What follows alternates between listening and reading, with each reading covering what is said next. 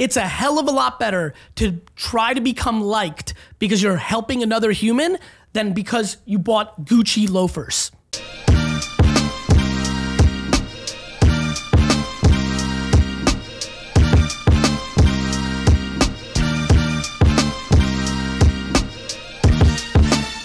Hey everybody, this is Gary Vaynerchuk, and this is it. This is episode 300 of the Ask GaryVee show, Scott, and I'm very excited. I made a big to-do and told them we got to save this slot. It's got to be this big 300. And they make that movie about that? Yeah, exactly, The Warrior. This is Ask GaryVee show.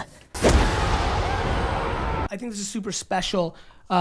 A, you've been on the show before, and B, I think what better slot to use than for somebody I admire who's on a project that I admire. And so for the Vayner Nation who's watching, why don't you tell them who you are and what you're doing here on this special day? Yeah, dude, I'm happy to come up to you this time. Thank you.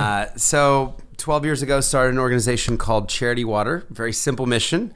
Bring clean drinking water. And your name? Oh yeah, sorry, Scott Harrison. Yeah, I want to help get every single person on earth clean drinking water, and been at that now for 12 years. I love what you've been saying lately about showing up for not a year or 9 months or 9 weeks, right?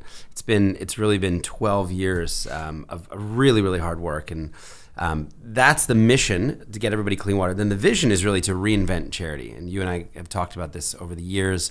So many people don't trust charity. So many people aren't giving. There's a cynicism, there's a skepticism. And we just tried to design the perfect charity. What would people want to give to? What would it feel like? How would we handle their money? What would those feedback loops look like? So it's been 12 years of trying to innovate in that direction as well. And I'm hopeful that this has hit your radar, because I probably bring it up once a month.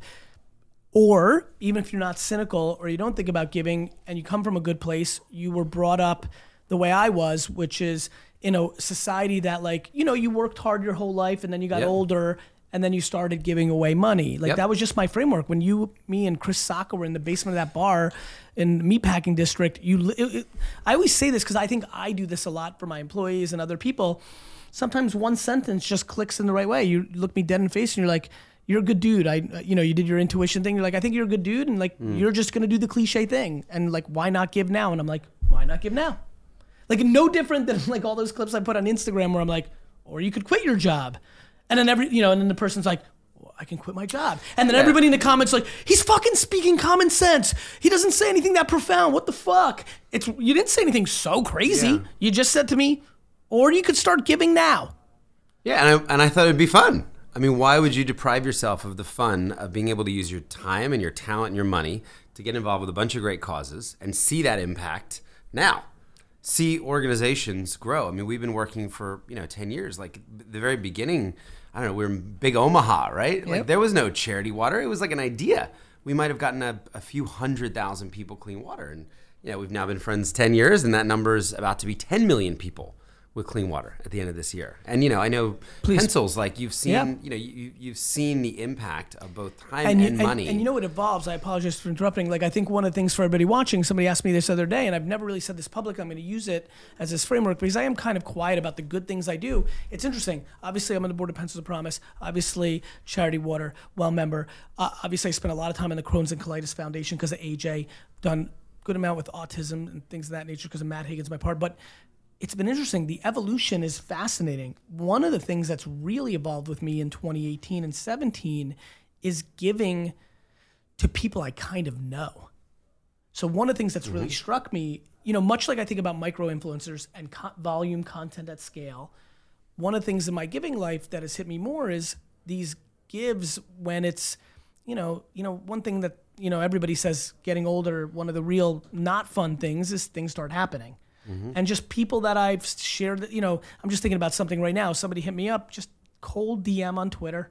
Luckily, I was just scrolling through, which I don't check as much as I do on Instagram. And she's like, look, I know this woman. I've seen her 7 or 10 times in business, keynote speeches, things of that nature. And she's like, I'm sick and I've got this GoFundMe. And it wasn't even a hesitation. And it felt great because the context is there.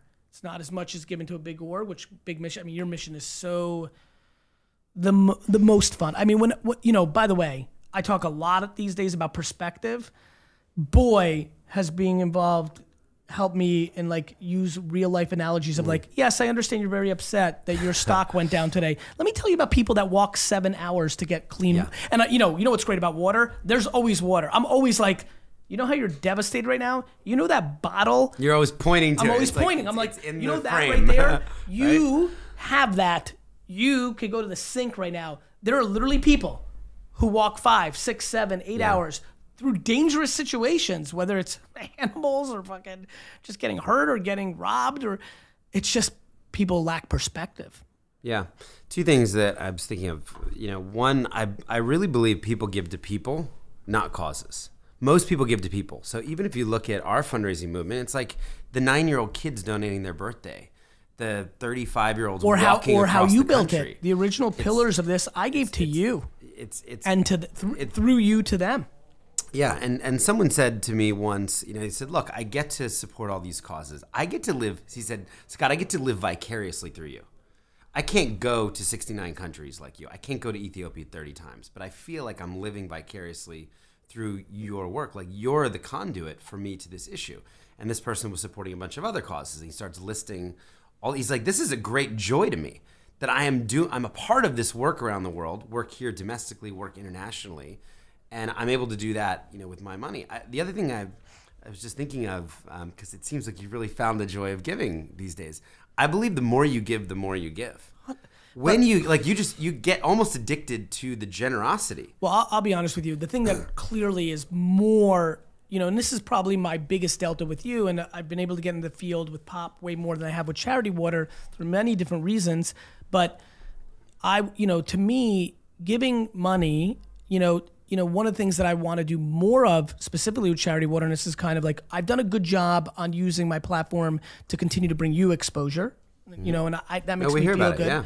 But people discover us through. But I want to do more action. The thing that I'm most addicted to is getting feedback loop of people that right now I'm completely and utterly addicted to the fact that I started pushing garage sale culture, and we talked about it before we went on. Look, there's no high bigger for me than the thousands. We're now into the tens of thousands of comments that I'm getting in DM. You see the public ones. If you follow me heavy, the retweets of people's eBay accounts that I love doing almost every day.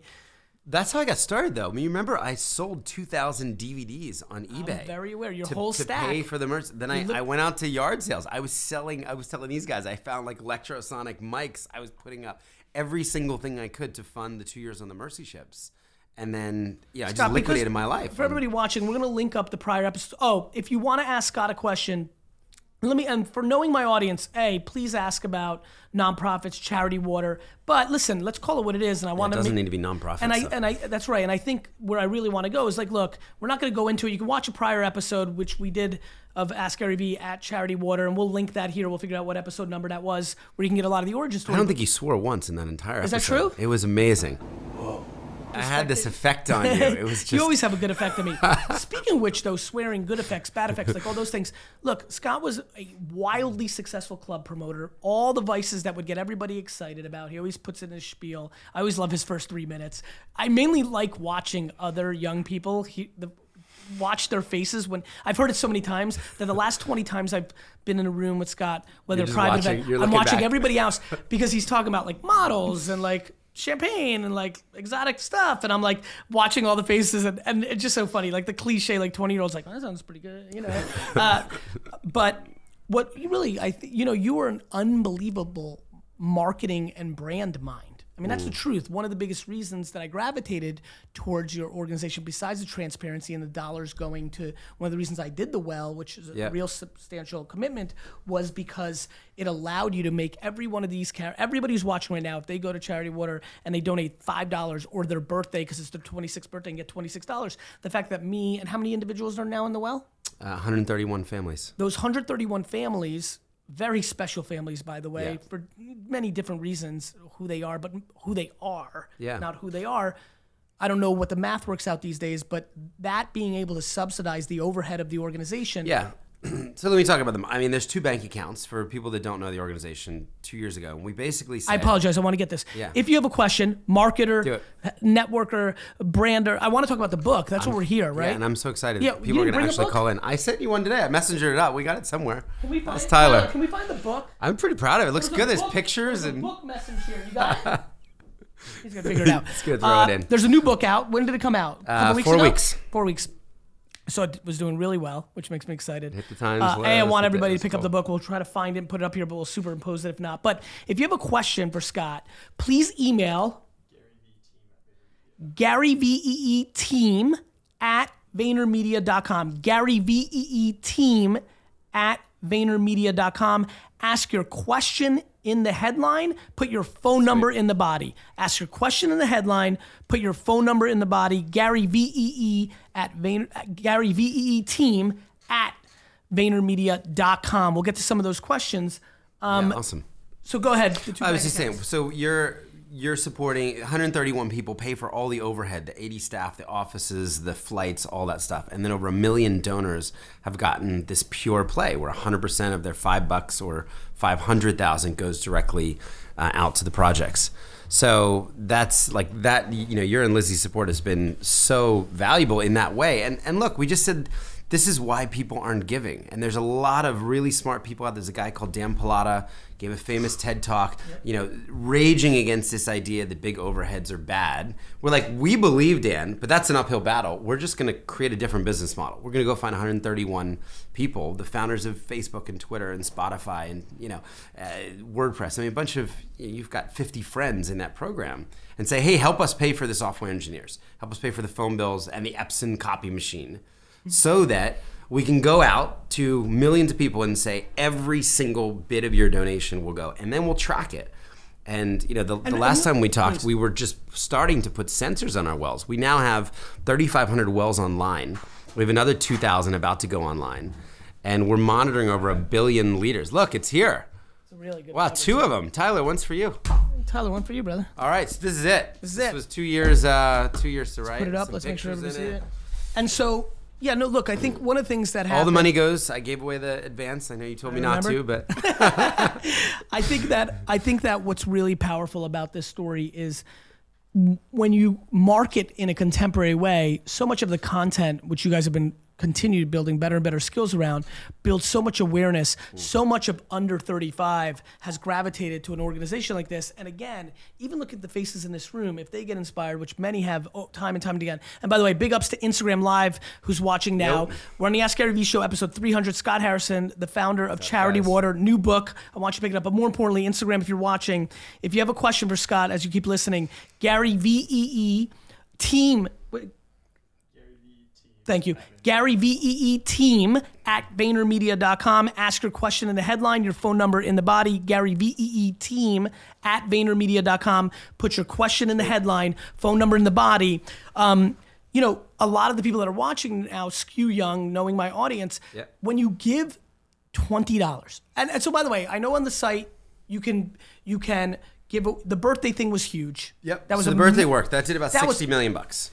That idea created 60 million. That and then some people donating, running across mountains or how old are you? Fundraising campaigns. 65 million. What's that? 28. When do you turn 29?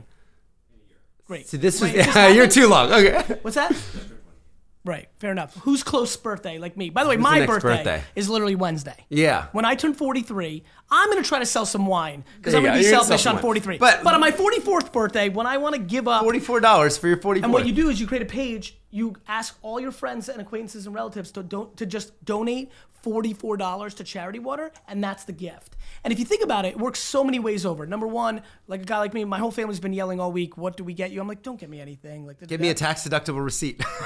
It's really, but is that what it is? Give people clean water. No, I mean, look, if someone could get handbags, wallets, ties, gift cards, or give people clean water. The idea was just to create this movement of generosity around birthdays, right? We don't really need more stuff.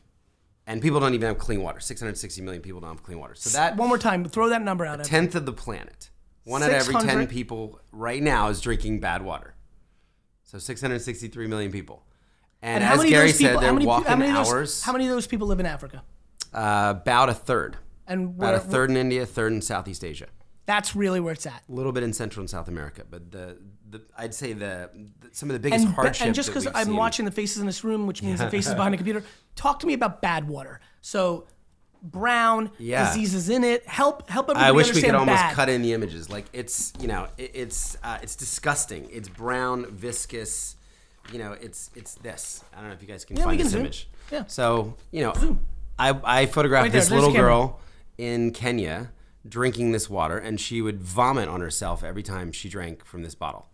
So it was this terrible cycle of disease, and 52% of all the disease throughout the developing world is caused by bad water. So half the sick people don't need to be sick. They just had clean water in toilets. And the women are walking, like you said, 6 hours a day often. 40 billion hours are wasted just by women every year in Africa getting water. So it's this huge problem. It impacts women. It impacts girls. The girls are dropping out of school. Scott, let's play here a little bit.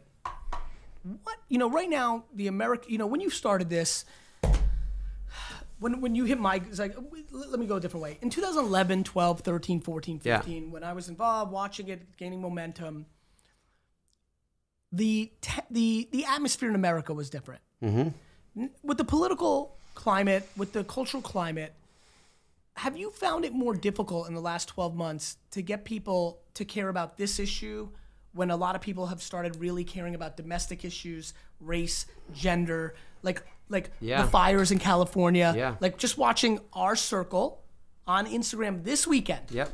I would say 50% of the people that I saw talking about and donating and doing stuff. And we're giving to that. Like, we're doing that stuff. Listen, I know. I mean, you and I personally, not the organization. Yes, we are, yes. But have you found over the last 18 months more of a challenge for people to get excited about a girl in Kenya during the current state of vibes in America? I'm just curious for my own learning. So the numbers would say no. So we grew 40% last year. I know, but you're on the pulse. Thoughts? Because I know I actually think it's getting easier. Talk. So fascinated. Okay, go.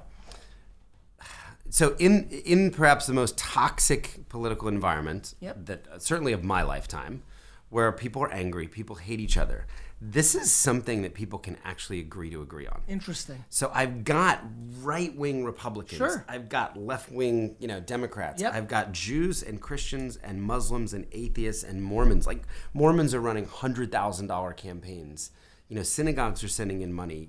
Muslim school kids during Ramadan in Dubai. Like it's actually, it's this thing that people can say, if we don't have clean water, right, what have we got? And we can agree on that. So we've seen growth in this toxic period. Interesting. And I think, as well, there is a sense of like Americans want to be seen as good neighbors.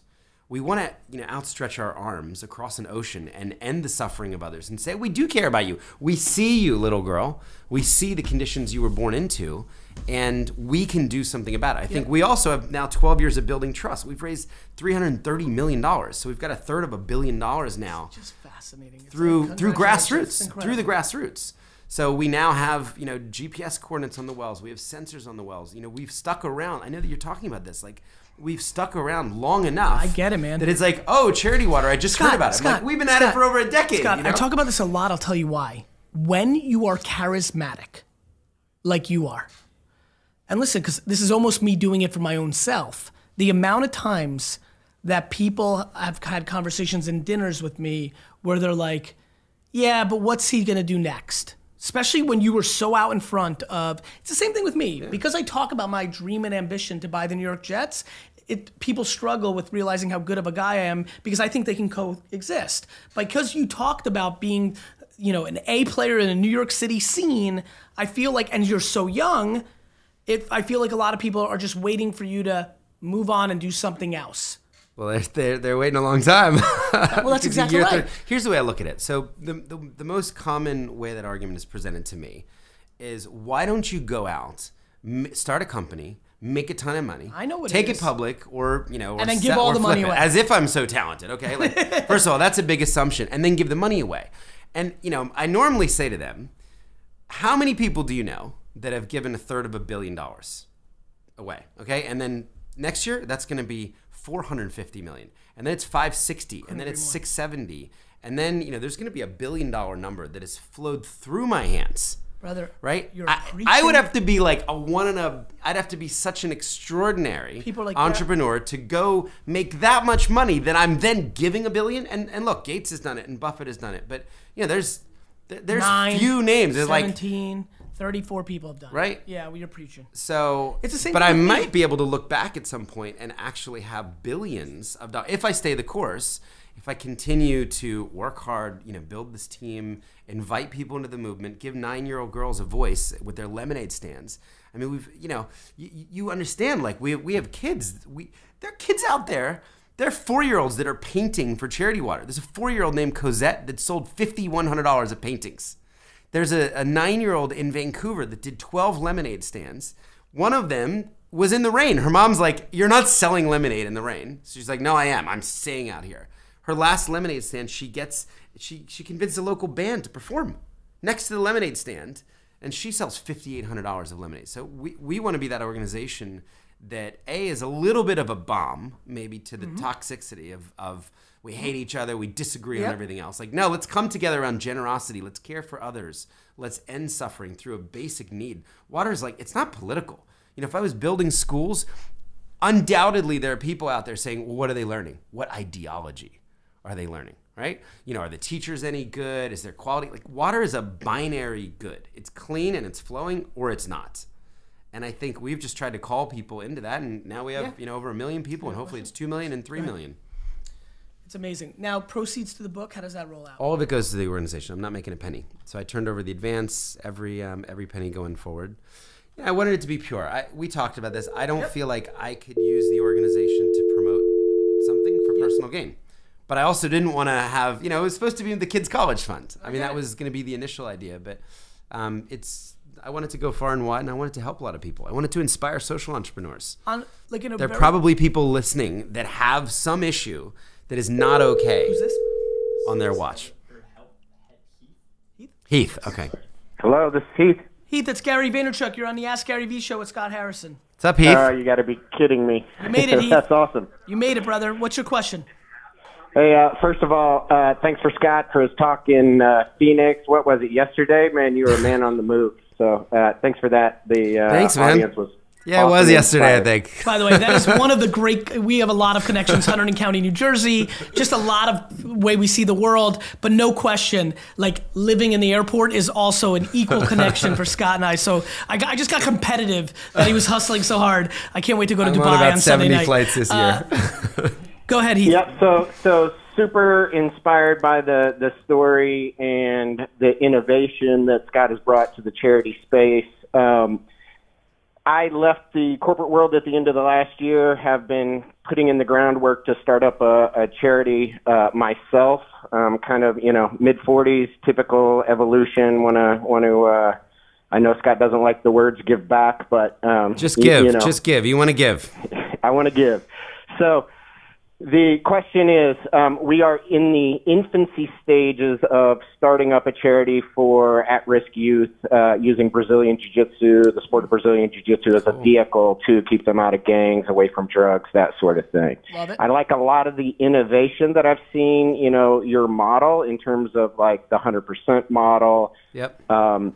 Storytelling as a foundation for engaging donors and things like that. So, obviously, you've set the bar pretty high in terms of, things to implement. But what I'm interested in is, given, my shoes right now of saying, what are the highest priority things that we should focus on? And there's a team of about 3 or 4 of us right now starting this up. What are the things that we should initially focus on to hopefully scale this thing over the next, 3 to 5 years? Sure. So 2 things come to mind. Get your business model around money down. I don't think you need to adopt the 100% model. It's incredibly difficult.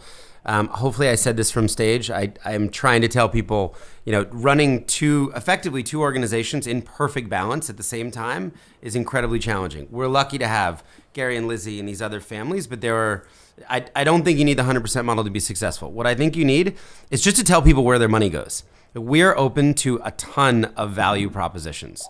We want clarity around where the dollars went. If you told us right now that your greatest need was a lawyer to incorporate, there are people that are saying, great, I'll help you pay those legal fees. And then I think the storytelling, like you've got to be out of the gate telling stories of these youth, of why your solution is effective. You know, give me stories where it's worked. You know, show me success stories. Scott, there was that viral video, Coney, like right? Yeah, the Invisible Children guys. Right? Yeah, I mean that has a lot of other things that were going on. I don't know all the stories, so I'm going to leave it at that. But they did make, much like the Dollar Shave Club, a singular piece of. You and I have made a lot. We did too. We've got 12 or 13 million views with the spring now. So and listen, and I hired the Coney guys to do it. You and I have a lot of videos that have gone viral. Then there's that video and the Dollar Shave Club, which went to a different level. When you start getting into tens and hundreds. Yeah, they got 100 like in the first week. There's just a big difference between 100 million in 1 week on a video. It's just like me and my personal, Simon Sinek, our friend, like he's got a couple of videos. Millennial talk, right? Like I'm putting out, like, so where I'm going with that, brother, is like storytelling is it, and what's amazing about the internet is you actually could be like Scott and I and just put out a lot of great stuff, which in the collective eventually creates something, or you could be like Dollar Shave Club or Coney. Something awesome literally one video. Listen, people try to make a viral video every day of the week. Like today, 9,000 people posted on YouTube. Yeah, something that cost $400,000 to make, with the hope that 100 million people would watch it. But the stories matter so much. I'll say one other thing. The reason Scott has 150 or so families that are writing substantial checks to underwrite the organization is he leaned into self-awareness and a personal skill. He's, as you know, as everybody who's watching, as you saw on stage, as my little 5-person crew that's sitting here, and as I knew, when you have that level of charisma and authenticity and a way to communicate that touches somebody, you have a chance of being able to create that kind of model. When I hear somebody say, I'm cliche and I'm 40 and things have gone well and I want to give back, I also say to myself, he also knows 4 to 7 to 39 other people that he came up with that also did well within the industry, on his team. So I always tell people, lean into self-awareness and strengths. Yeah, it's good. If you're in a position in your mid-40s where you can afford to make this transition, and just hearing the way you delivered the sentence, I'm like, let's keep it basic here. Oh shit, he knows other rich people, right? And if you make something called the ring, which is, or the squared circle, or the fucking octagon, or whatever the fuck you want to call it, and there's 8 people in the octagon that launched this charity with you, and they all run $250,000 checks, because they can, well, guess what? You start getting into a model. So like people shy away from their strengths sometimes. I wouldn't. Does that make sense, Heath? Yep, point well taken. And Gary, I think this question, the final question that I have, I think you might be able to lend some expertise here as well.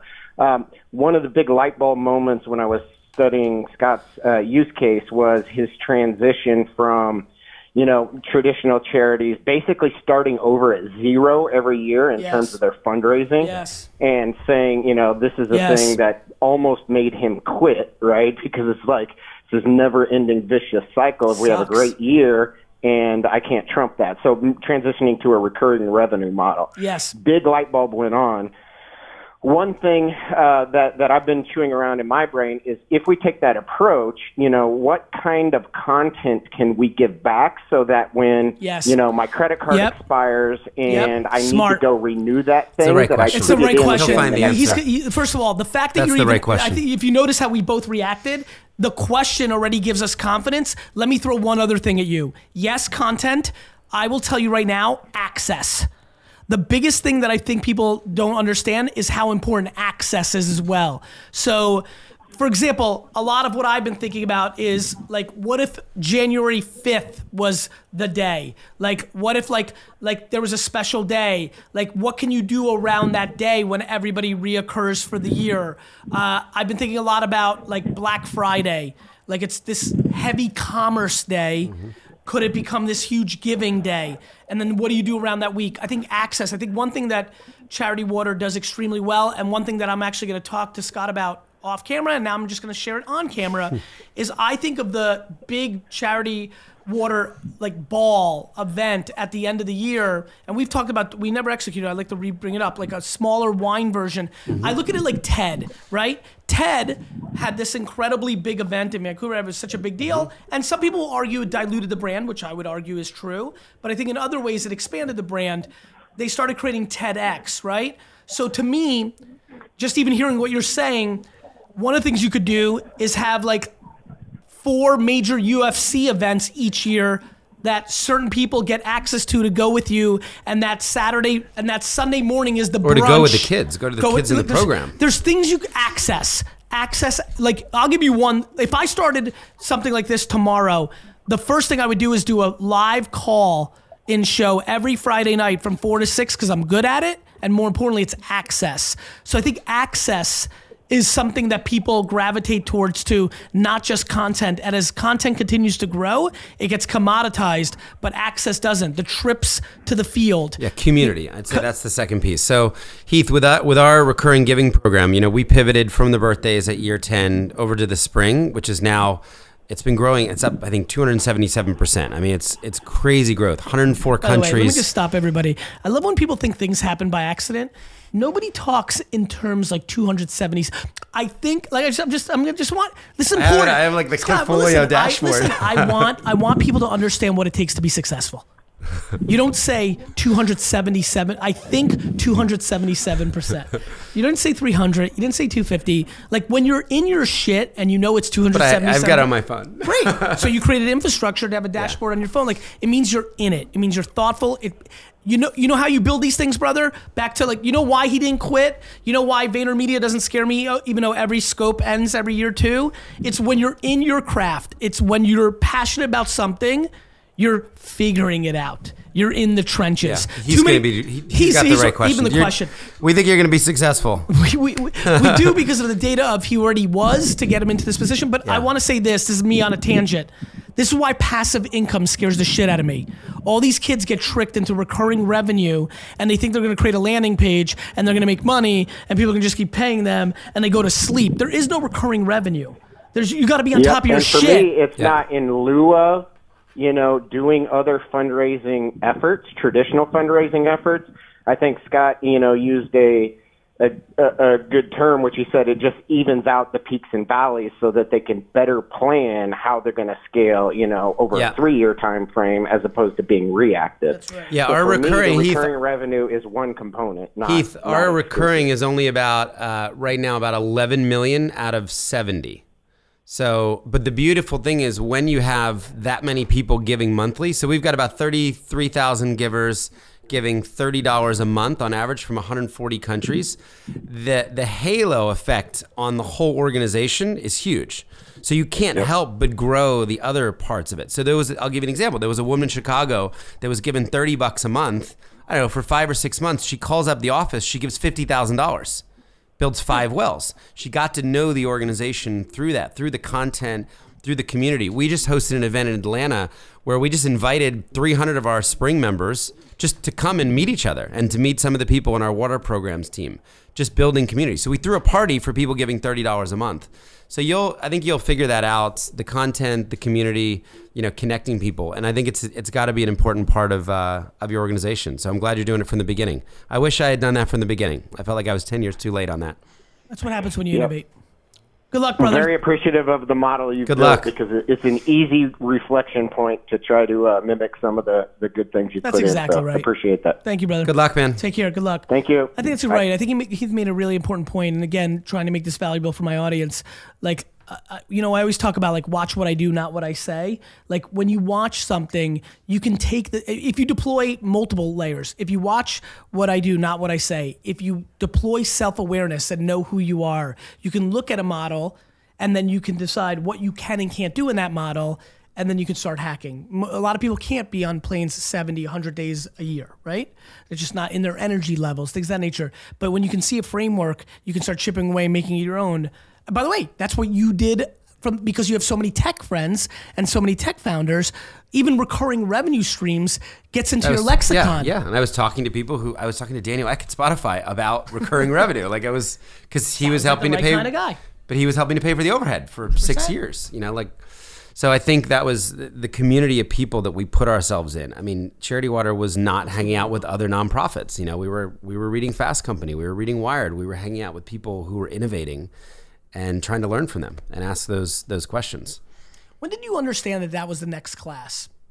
I feel like you dug very deep into our world very fast. Like what made that happen? Well, it started with Michael Birch. It started with that transformative $1 million gift, what, 11 years ago. After they sold Bebo, right? After he sold Bebo. And it's funny, I just had, I had a dinner in San Francisco this week, and Marissa Meyer was telling this story about meeting me 11 years ago. Someone had set her up. She comes into Charity Water early, like crappy office. Phoenix? Hello? Well, I'll pause the story. Hey, Phoenix? Oh, Felix. Felix. Felix, it's Gary Vaynerchuk. You're on the Ask Gary Vee show. Can you do me one favor? I'm going to let Scott finish this Marissa Meyer story, and then we're going to ask your question. So you asked how I got it. You asked how I got into it. So it was Michael Birch. She gets introduced to me, walks in the office. You know, I'm doing my thing on the laptop and, you know, clicking through all the photos. Yeah. I just come back from Liberia. She sponsors a couple water projects and says, hey, you need to be at TED. I'll sponsor you. So she sponsors me at TED. This is back in Monterey, California. I go. Someone at the bar that night said, hey, there's this guy named Chris Sacca that's there. He's really important for you, I believe. Can you get him, if you can get him to care about your thing, you know, that'll open up a lot of great connections. He was at Google then. So I had the PSA that we'd made with Jennifer Connelly and her kids, directed by Hotel Rwanda's Terry George. I had it on an iPod Touch, walk up to Sacca, tap him on the back, and ask him to put headphones on at the bar at TED and watch my PSA. And I think he just did. So he watches this thing for 60 seconds. The next thing I know, he's trying to get TED to play it, makes the introduction to YouTube. Next thing we know, we have the homepage of YouTube back then to debut the PSA. Tens of millions of views, right? We leveraged that to get $1 million spot on American Idol to run the 60-second PSA. This all happened, you know, from clicking on a laptop with the right person to the next place, to the next place. I mean, I can draw, you know, the web of connections, and, you know, Saka's been to the field twice now. It's how we met. It's how we met, right? We met, so and there you go. Saka and I were texting. So that's why I'm sitting here is through, you know, I keep rewinding that. I believe in that shit the most. Felix. Hello. You're on the Ask Gary Vee show with Scar Harrison. My heart is about to jump out of my chest. I'm trying not to die right now. No worries, brother. What's your question? So my question is, I put in an email, how do you find your purpose without getting sucked into fake ideologies? And I thought it was very interesting having Scott. You know, Scott, I had the pleasure of kind of learning about you on Tom Bilyeu's show, Impact Theory, which Barry just had on his shows, which is all very interesting. That kind of led up to this point. I had no expectation to for you, Gary, to call me. But that's the question. I love some help on that. Say more about ideology, unless you know what he means. I have a sense, but yeah. So some quick context just to do a little audit on myself. So flat out just gonna say I don't think I'm an entrepreneur. I don't think I have that in me. I'm working for a software company right now, but I have looked to expand my horizons, pick up new skills. I'm trying to teach myself photography, to teach myself videography, and with really the intent of knowing that in some day that I want to hopefully impact somebody in a way where they feel better about themselves. I'm on my own journey where I'm figuring out myself, trying to gain perspective on my life, figure out what it is that makes me happy, what it makes me motivated. And going through this process, I have been self-auditing myself quite a while. And one thing that I know I've come to realize is that I am crippled really by the idea of other people's opinion of me. And I've grown up through my life with that crippling fact about myself. So in this process of saying I want to, impact people, make people's lives better, I want to try to figure out if it's what I actually want to do, and not just what I want to do in a sense where other people would like me because of it, if that makes sense. Very self-aware. You've been, either, listen, I want to selfishly think that you've been paying attention to a lot of my content, because that is one great wrap-up of the enormous amount of content that I've been putting out for the last 9 months. And it's I've watched you for the past 2.5 years, Gary. I literally wake up and sleep to your voice. Listen, bro, you don't know what I just felt like. It's back to giving. Like, to hear a young man articulate that statement, I'm quite aware of how much pressure, a lot of people want to think that the only thing I'm putting out there is hustle. I am putting out a ton of content that speaks to happiness and actually mental health through self-awareness. And more importantly, this whole keeping up with the Joneses, or AKA needing to be liked and finding the balance of that. Bro, you nailed it. Let me tell you one thing though. Tom, on episode 299, to make this full circle, looked me dead in the face and said, your superpower is you don't judge yourself. And he's not wrong. Your superpower is you don't judge yourself. You're right. That became very clear to me. And I You nailed think that. that's amazing. By the way, you nailed, and you know what else not judging yourself does? You don't judge other people either. And I think what I'm trying to tell you is back to the way that Scott has done such a great job in the lexicon. This is getting very meta of saying, don't say give back, say give. I'm going to tell you something. If you're doing something nice for somebody else, if you're giving, I am telling you right now, as somebody who's in your ear morning and night for the last 2.5 years, please hear this and repeat it, and we'll send the clip to you. If you're doing something nice, don't judge yourself if you're doing that for selfish reasons. It's a hell of a lot better to try to become liked because you're helping another human than because you bought Gucci loafers. Like, at some level, we have to stop judging ourselves, and in the actual action of doing the right thing, I like to always say doing the right thing is the right thing, and everyone, that's what this is, brother. Like, you're a young dude. I can tell you right now that Scott and I are blown away about things we've discovered about ourselves over the last 3 years as men that are pretty self-aware and like to think about this shit and are pretty in tune. I'm baffled by my ability to continue to turn new stones every day. How old are you? 25. Brother, you're going to keep learning about yourself all the time, but please let this little rant allow you to not judge yourself of why you want to give. If you want to posture into society that you're a good person or you're part of a cause, but you actually execute, then you're doing the right thing. To me, where it gets dangerous is the following, and you've heard me say this.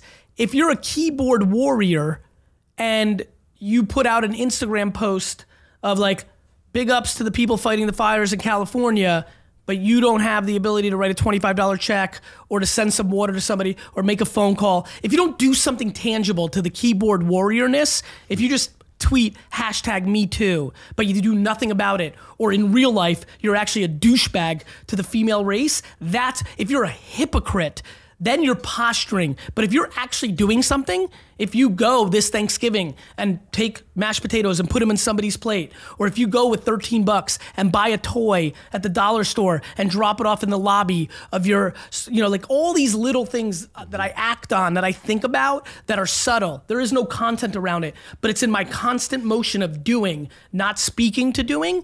If you're actually giving, brother, who gives a fuck if people think you're good because of it? You're actually doing. Stop judging yourself. I really appreciate that. Does that make sense? No, that makes. And I'm gonna go sense. very narrow here because this is more for my audience. Knowing that you've figured out what the fuck I've been saying about keeping up with the Joneses, there's a big difference, bro, between the Mercedes and the watch and getting people to like you, and that's the insecurity, versus you going and doing something that gives value to another human being. You're using one, you're making an impact, the other, you're creating a vulnerability. Got it. And I love how you thoughtfully put them together, because you're right. It's my biggest aha. You know what, brother? I'm going to honor you by being so thoughtful with your question. Let me tell you the worst thing that ever happened to me when Scott changed the course of my life by inspiring me to be actively good in a different way than I thought about it in the past. I was always a good guy. I would always help. The amount of people that owe me money is absurd. I think I could buy the jets with the IOUs. I always did a lot of good things, but I never thought about it as macro. I was very immigrant family. Like, you did it for like your cousin or an employee. It was very insular. The biggest fuck of my life, and I say this sometimes, but it's fun to say with Scott here, is when I figured out that there's certain people in the Well group, there's certain people at Pencils of Promises board, there's certain people at all the other good things that I've done in my life, And why they're really there is to paint a picture of themselves to other powerful people so they can use that leverage to make money in the outside world, broke my heart. Yeah. Intent matters. Yeah, I think so. You know, but let me say it feels something. let me just finish and I'll let you jump in. But back to the advice I gave you, still the action of doing good. Because there's a lot of other ways to posture in front of important people that don't need you to spend 4 hours at an offsite for a board and things of that nature. The action of good is always good, and I would eliminate that judgment, my guy. Scott.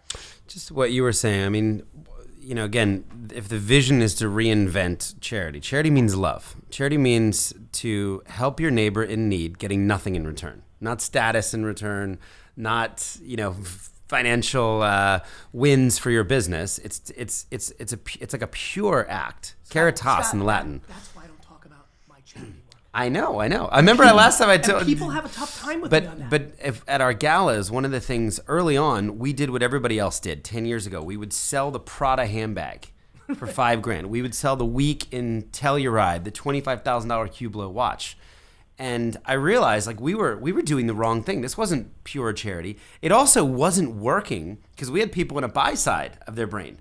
You would look at that $25,000 watch and be like, I'd never pay $25,000 for that. I know a guy at Hublot, I'd pay $5,000 or $10,000, or right, I would never pay that for a weekend in Telluride. So everybody's dealing. So 10 years ago, we just said, we're going to give people nothing. They're going to come into our gala. We're going to give them an opportunity to be the most generous version of themselves. I actually say that from stage now. I'm so intentional about this language. You are coming in, you're going to leave with nothing. You're going to leave, with nothing except the fact that you used your resources to end needless suffering. And to the degree that you use those resources. And you're going to go home and your wife or your husband or your partner, is going to look at you hopefully with respect and admiration because you did it for the right reasons. The minute we did that, I remember the first year we did away with the crap, we doubled the race. We literally doubled it. Last year, we raised $4.6 million. We fed people a chicken dinner, like a rubber chicken dinner, almost 400 people.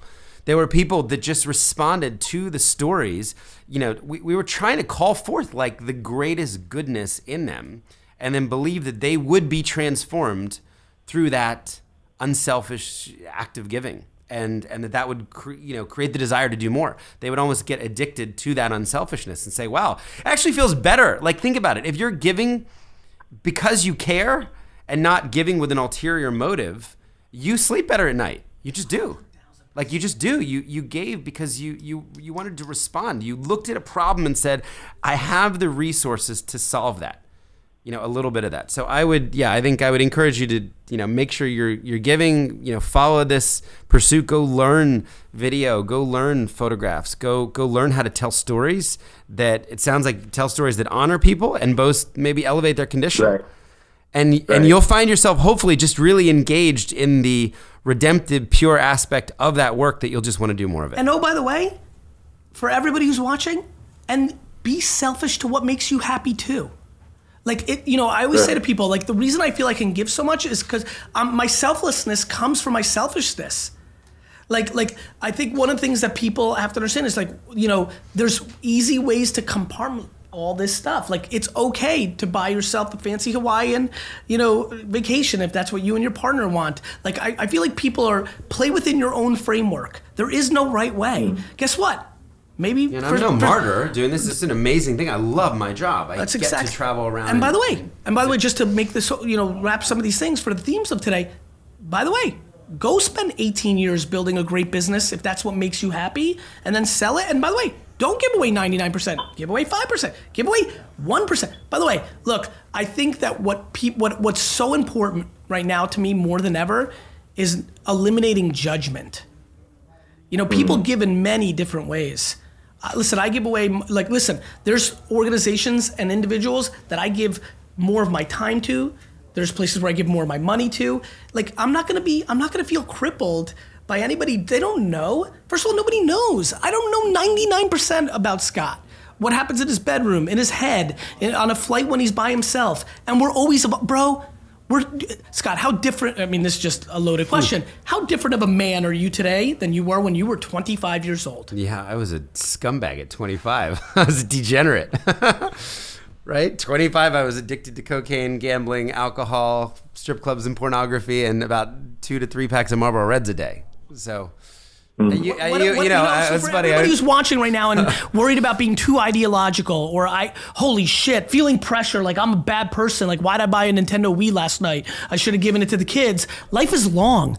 Eliminate the judgment about yourself first. And your past does not dictate your future. That was really the point of writing the book. Was the book starts with me doing drugs and falling through a plate glass window at NYU, like off my face, to then go to the emergency room, get all fixed up and then go work at Twilo, some club like back in the day. And if you had ever seen the wreck of a human being that I was, this is never someone that's going to start a charity. This is never someone that's going to have a healthy marriage and kids. Like, this is never someone that's going to leave any purpose or lead a life with purpose. My tombstone was actually going to, had you met me at 25, my tombstone was going to read, "Here lies, a guy who died prematurely young of a drug overdose and managed to get millions of people wasted before he died as a nightclub promoter." And now at 43, like, my tombstone is a hell of a lot better. And guess what? Let me go the reverse. Something I think about every day. And guess what? You could crush it and you're the most noble motherfucker of all time to 47, and then you're not. You could finish badly. Exactly. I think about finishing well all the time. As you should, especially if you've ever had not good. If you've had not good and now you're in the good zone. And we have kids too. We start thinking about the men we want to be for our children. By the way, so many people, I've had some really deep conversations lately of people that feel in a trap of nobleness because of their parents, but don't feel accountable to their kids. And I had the craziest combo I've ever had. Somebody telling, I couldn't believe this. Somebody telling me that they couldn't wait for their parents to die so they could have some fun. And just the whole, like everybody's living different lives. I think we're all Do you guys have any practical advice on getting rid of that poison? Well, look, I think you're doing it right now, brother. I think one of the quickest ways to get out poison is to over-communicate and expose yourself. I think that's what Scott did. How many, how many people are pumped about talking about being addicted to pornography, cocaine? I think you're doing it. I just knew it would help people, and the honesty, and it helped you too, bro. Yeah, there's a trust too, bro. Look, it was a personal. Listen, what happened with me? You want to know why I became the entrepreneur? entrepreneur In front of 10,000 people on stages. You know why I became the entrepreneur's entrepreneur? Let me give you the preview. In 2006, 7, 8, 9, 10, when it wasn't as cool to go to Mount Ida College and get D's and F's and like all that, when everybody judged me because they all went to Georgetown and Yale and all this, in my circle of all the Silicon Valley winners, I kept doing it because it was my truth. It was liberating. It was the truth. And then the market moved in a way that made it more acceptable. What would I do if I were you? I'd go on Instagram right now and make a video and tell every fucking secret insecurity you've got. Just completely let it go. It might feel safe in this environment right here. Put it in every circle of your life. It will lose its leverage. Right. Our secrets of our insecurities are the jails of our emotions. The way to free it up is to put it out in the wild. I have very deep friends and family right now that I wish they'd make one 60-second video on Instagram and tell the world the truth of the one thing they've been holding.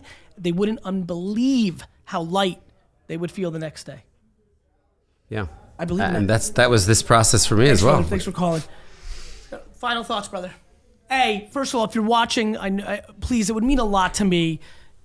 It would mean a lot to me if you supported this book. A, you should read the story. B, it's the kind of book that like lays around on your coffee table in your dorm room, in your vacation home, at your office, that somebody else picks up and it becomes one of those serendipitous stories. For some weird reason, you Airbnb'd out your house, you left it on the thing, somebody picks it up. We're hearing those stories already, honestly. Yeah, so that would mean a lot to me. I think, one of the reasons I like to give, and then occasionally ask is it gives you the leverage to come through. And look, this is a very important week for me. I've been working secretly on a wine project for a long time, and I'm going to ask a whole lot. But if you ask me the truth in my soul, I'd rather you buy this book than the project. And so that would mean a lot to me. Any final thoughts? I'm just grateful. Grateful for you, and it's been a long journey. It has. And we haven't even fucking started. Like, I mean it. I actually feel like we're at the beginning. I it feels genuinely like do. the beginning. I say that now. I Like feel it's it. the beginning I of feel the it. journey. The best is yet to come. I Like, the literally, best is I had a actually premonition yet to right come. now that the new OTT, which is the new cable, which is the new network, you and I are sitting and doing something as 68-year-olds. First, weirdly, we both look great. Second, I think we have so much. Considering my history, it's Look, amazing. at 25 years old, and this is, you know, Not this is twitching. how old are you right now? 43. When did you turn 43? September 7th. God, that's right. You're 2 months older than me. I turned 43 in 2 days. For me, when you were 25, you were doing what you said. At 25, I spent every hour in a liquor store in Springfield, New Jersey. And 18 years later, here both we are making impacts in our different ways that matter to the zeitgeist today. And guess what? In 18 years, we're only 61. Young as fuck. I believe that. So many that, 61. Like almost every 61-year-old I know is doing things that matter right now, like young. And with modern medicine and the way we're taking care of ourselves, it's going to be an amazing journey. And I'm so appreciative that we crossed paths, brother. I'm so proud of you. You don't even Thanks, know. man. Thanks for being on the show. Love your support. Love you more. You keep asking questions, we'll keep answering them.